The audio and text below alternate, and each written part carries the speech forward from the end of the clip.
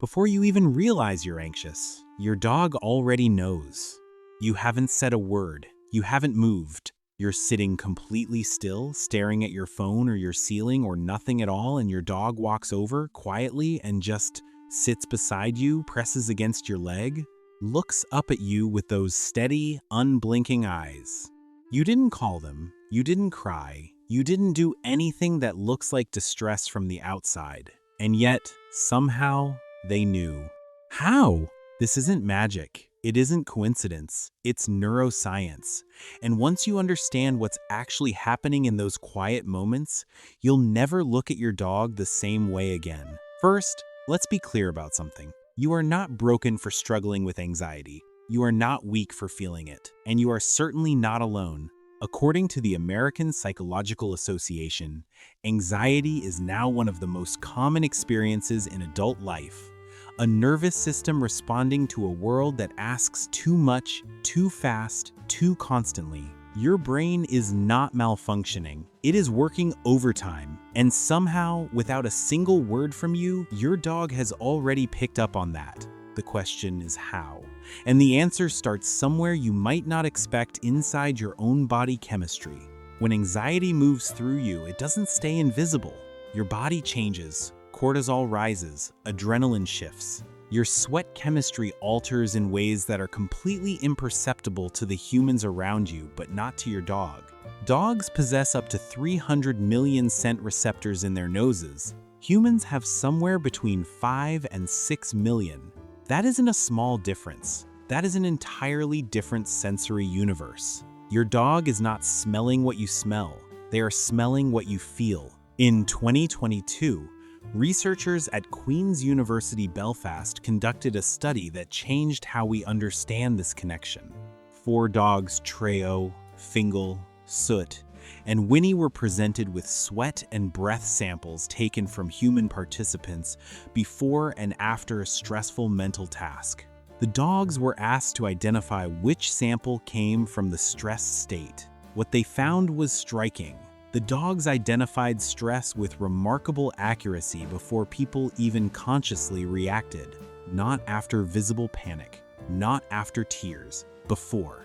The chemical signature of anxiety left the body before the mind had fully registered it, and the dogs caught it anyway. Think about what that means. Your dog is reading a version of you that exists beneath your awareness, a you that hasn't surfaced yet. A you that is chemically, biologically broadcasting distress, and they are receiving that signal in real time. But scent is only part of it. Your dog is also watching you, constantly. More carefully in many ways than most people in your life ever do. They notice the way your eyes move when something is wrong. The subtle shift in your posture, the leg that bounces, the breath that becomes slightly shallower, the way your voice flattens even when your words stay normal.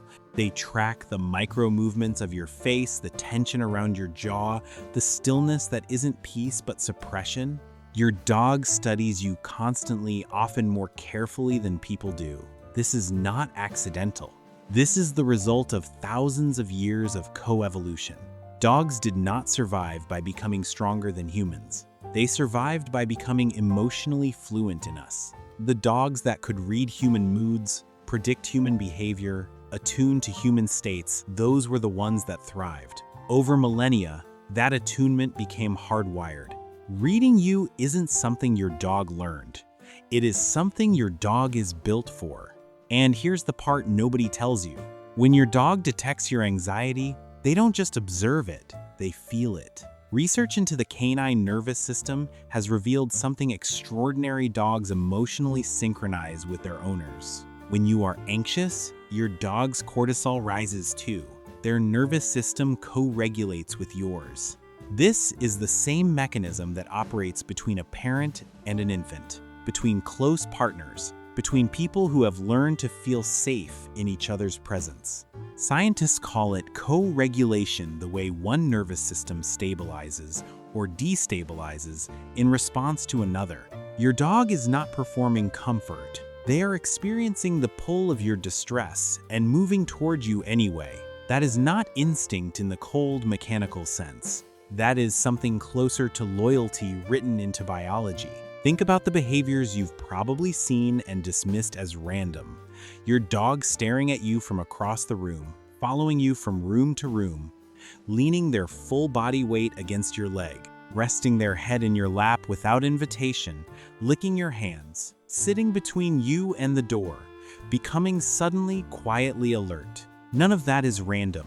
These are regulation behaviors, actions your dog takes, not because they were trained to, but because something in their nervous system recognizes that yours needs steadying. The lean against your leg is not seeking affection. It is offering pressure, warmth, presence. The staring is monitoring. The following is proximity keeping. Your dog is, in the most literal biological sense, trying to help regulate your nervous system by keeping their calm one close to yours.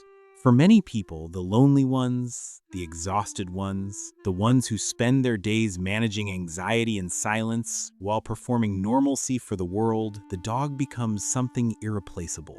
Not a pet, exactly. An anchor in a culture that prizes productivity over rest, performance over vulnerability, and connection that is always slightly curated and slightly conditional. The dog asks nothing. They do not need you to explain yourself. They do not need you to have it together.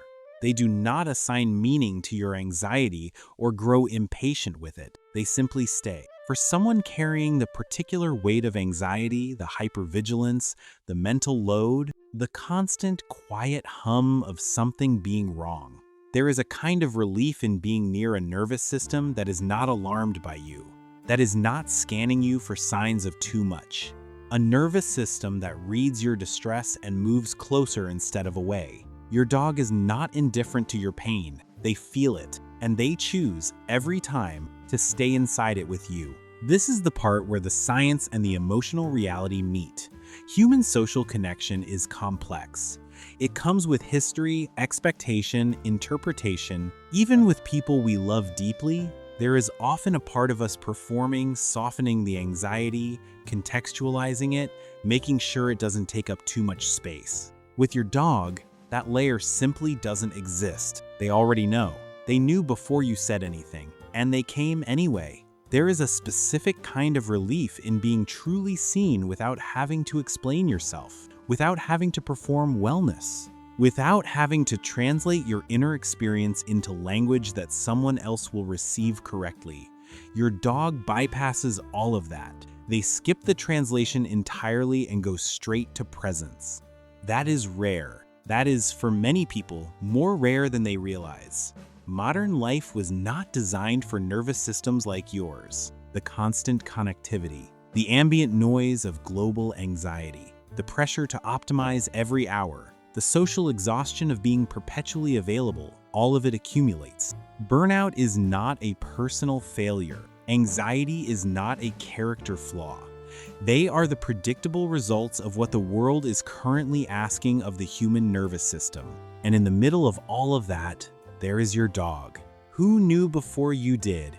Who felt what you couldn't yet name? Who crossed the room not because you asked, but because something ancient and precise and deeply wired in them recognized that you needed someone to close the distance? You may never fully be able to explain your anxiety to the people around you. The thoughts that spiral at 2 a.m., the weight that settles in your chest without obvious cause, the way some days just feel like too much, for reasons that resist simple language. Your dog doesn't need the explanation. Long before you find the words, long before you let the feelings surface, long before you decide whether it's safe to show, your dog has already read the chemistry of your distress, tracked the language of your body, synchronized their nervous system with yours, and settled in beside you. Not because they were told to, not because they were trained for this exact moment, but because somewhere in thousands of years of living beside us, they became something remarkable, a creature that understands the part of you that exists before words. Your dog may not know your history, your fears, or the specific weight you are carrying today, but somehow they already know you.